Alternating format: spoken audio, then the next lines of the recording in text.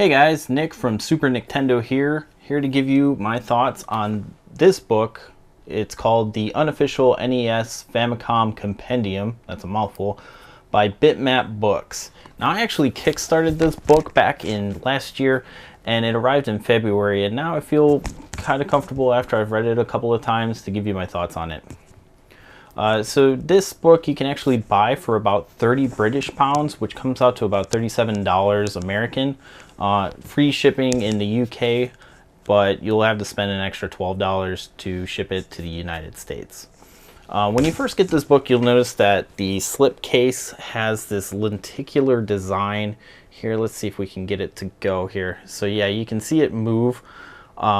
This is a really nice little feature. If you're as old as I am, you know that this was kind of like the best thing ever. So it's really nice to see it on the book with like the little 8-bit designs on here. When you take the book out, you have the same design, only it's a little bit more glossier. The dust cover and everything like that reveals the actual book, which is nice. You'll see that this book is huge. This book has about 536 pages of just beautiful colored designs and showcasing of the book here. I'm going to show it to you right here. So, I mean, for the money, this is a really good buy if you're a big fan of NES, Famicom games. The only drawback is that it doesn't include every game. Had about 176 of the most popular games, which is actually really good. The build quality is really nice. I mean, it feels like a definitely something that you would want to keep out on your coffee table, you know, with your game collection. This book here is that it has pages that you can, it's kind of like a centerfold almost.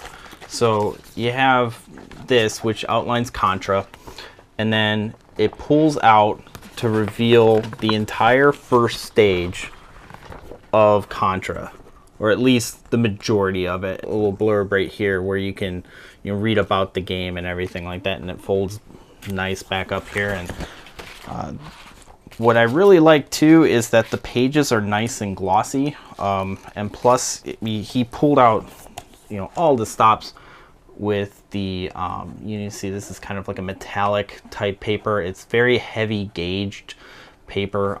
This definitely is not a cheap looking book by any means. So that's my take on it. One of the only things that I don't like about the book is that the games are not in alphabetical order. It seems that there's a lot of hodgepodge. For instance, Battletoads, when you look up for Battletoads, it's on page 431. However, 15 pages earlier, there's a blurb about Rare, which is the company responsible for developing Battletoads. So you would think that Rare would be in one section and then the games would follow, but that's not the case. Luckily, there's a table of contents here that'll show you where you need to go. And like you can see by the page numbers that, you know, it's kind of out of order, which is kind of frustrating, but for the most part, it's not really a deal breaker, especially since it's an art book. It's not really designed to be like a historical book, but it does give like some really interesting interviews by you know, Iwata and Miyamoto and some of the art developers who made box art of the games and everything like that too. So that's really neat. So for $30, this is really a good book. Well, 37 American. It's a really hefty book. It looks nice on your table.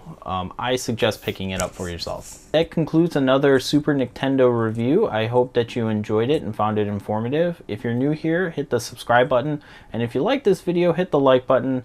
And if you have any feedback or comments, please feel free to leave them down below. Thanks and have a good day.